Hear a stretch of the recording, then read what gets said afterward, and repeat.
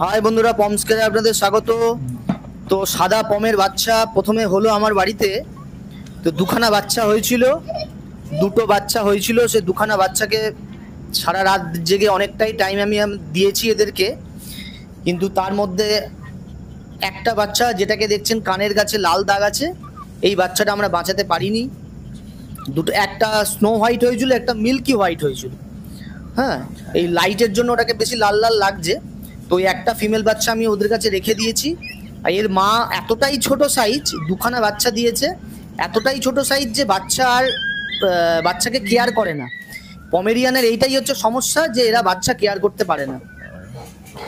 হ্যাঁ, তো দেখুন এত, ও সরি, আর একটা বাচ্চা হয়েছিল, ওটা ডেড, ওটা বাঁচেনি, বাচ্চাটা পেটের মধ্যেই মারা গেছিল। বারবারই বলি, দেখুন ছোট যারা ফিমেল বা ছোট মেল পমেরিয়ান যারা চায়, তাদের বলছি দুটো তিনটের বেশি বাচ্চা হয় না। হ্যাঁ, দেখুন এই বাচ্চাটা হয়েছে, এই বাচ্চাটা মরাই বেরিয়েছে, এটা স্নো হোয়াইট মেল বাচ্চা হয়েছিল।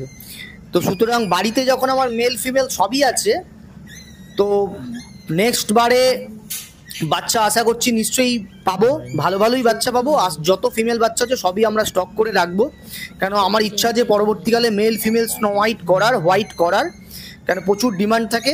তো সেই হিসাবেই আমি এইগুলোকে বাড়াচ্ছি। এইবারে যে দুটো ফিমেল হয়েছিল, একটা তো মারা গেছে বললামই, আর একটাকে স্টক করে রাখবো, এটা ফিমেল বাচ্চা আছে। আরও একটা যে ফিমেল আছে আমার, নামটা আমি এক্স্যাক্টলি মনে করতে পারছি না এতগুলোর জন্য, তো ওটাকে আমি বাইরে মিটিংয়ে পাঠিয়েছি। তো ওইটারও যদি বাচ্চা হয় ফিমেল, ওখান থেকেও আমি একটা ফিমেল বাচ্চা স্টক করে রাখবো।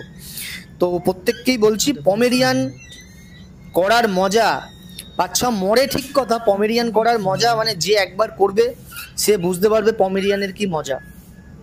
তো চলো, বাচ্চাগুলো অনেকটাই বড় হয়েছে, আস্তে আস্তে করে আমি আরও ভিডিও আপনাদের আপলোড করতে থাকবো।